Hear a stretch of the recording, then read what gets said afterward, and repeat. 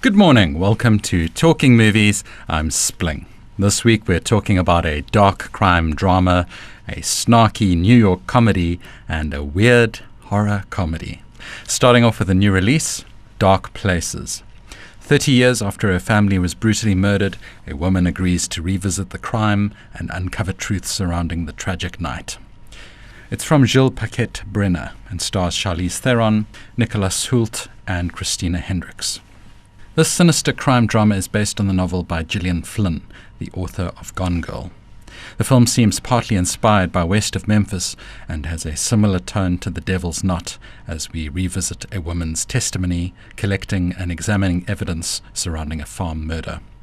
Charlize Theron's performance seems like an undercover version of young adult, and to some extent it is, no thanks to her character's favorite cap.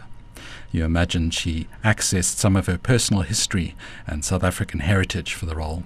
The director keeps us at a distance, and the finer details of her tomboy performance are somewhat lost on us.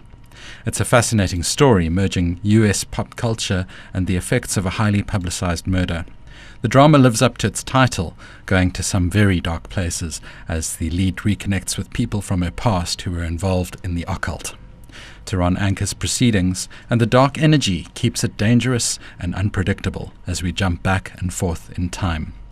While it builds with intrigue and atmosphere, it's rather underwhelming and feels like the carpet has been pulled from your feet by the time everything's brought to light. Yet there are more pros than cons, and the film does enough to keep you entertained. I gave it a satisfactory 6 on the Splingometer. Then, a film currently on circuit, Mistress America. A lonely college freshman's life is turned upside down by her self-involved soon-to-be stepsister. It's from director Noah Baumbach and stars Lola Kirk, Greta Gerwig, and Seth Barish. Lola Kirk is unassumingly beautiful with an independent spirit, like a blend between Katie Holmes and Ellen Page. She stars in this offbeat indie New York comedy which has parallels with Woody Allen and some hints of Wes Anderson. The writing is sharp-witted and hovers between smart and smug as we get to grips with the characters. The comedy is wry, and Mistress America has a narcissistic edge which may repel some from Gerwig's love-hate character. Baumbach refuses being boxed into any one genre, and the film even ventures into the terrain of screwball comedy at one point. It's not as accessible and charming as While We Are Young, and may even irritate some with its impetuous attitude. Yet it's laced together by its director and star, who wrote the screenplay and have managed to concoct something quirky, silly, and fresh.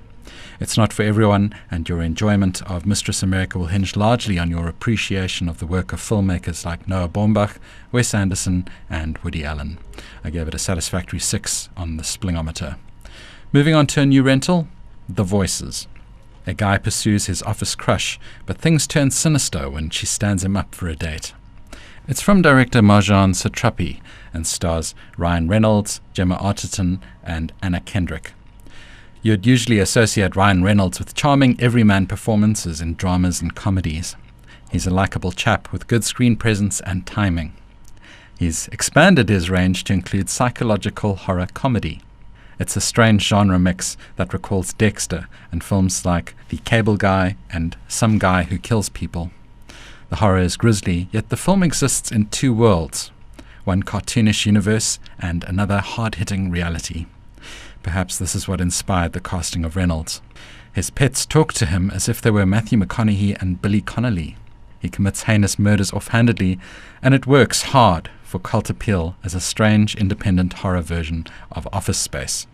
Unfortunately, while this tension is what drives the film, it's also what keeps it off balance. I gave it a flat 5 on the Splingometer.